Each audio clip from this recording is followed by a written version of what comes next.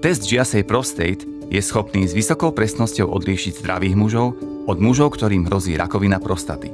Ide pritom iba o odber krvi, ktorý dokáže odhaliť onkologické ochorenie už v štádiu, keď ešte nemusí byť viditeľné zobrazovacími metódami.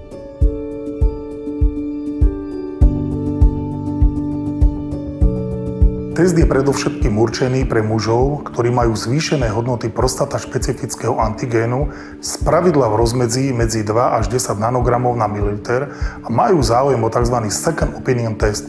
U týchto mužov nám výsledok tohto testu môže pomôcť presnejšie zhodnotiť riziko rakoviny prostaty, a to ešte pred biopsiou prostaty, eventuálne ju aj vylúčiť.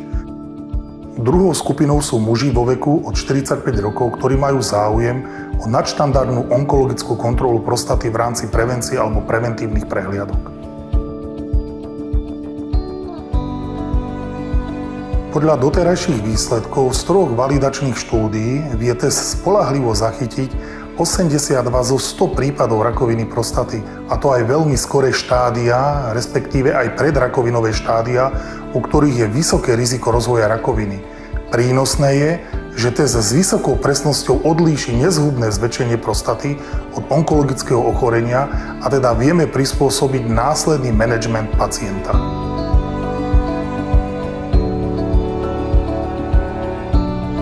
Vyšetrenie spočíva v odbere krvi u urológa. Vzorka sa spracuje a zašle sa do laboratória.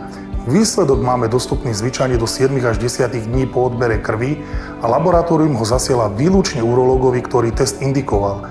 Urológ vás následne informuje o výsledku testu. Objednať sa do urologickej ambulancie, ktorá test GSA Prostate poskytuje. Absolvovanie spoľahlivej metódy pre včasné určenie správnej diagnózy je dôležité. Inovatívny test GSA Prostate je laboratórne vyšetrenie krvi s najvyššou presnosťou hodnotenia rizika rakoviny prostaty.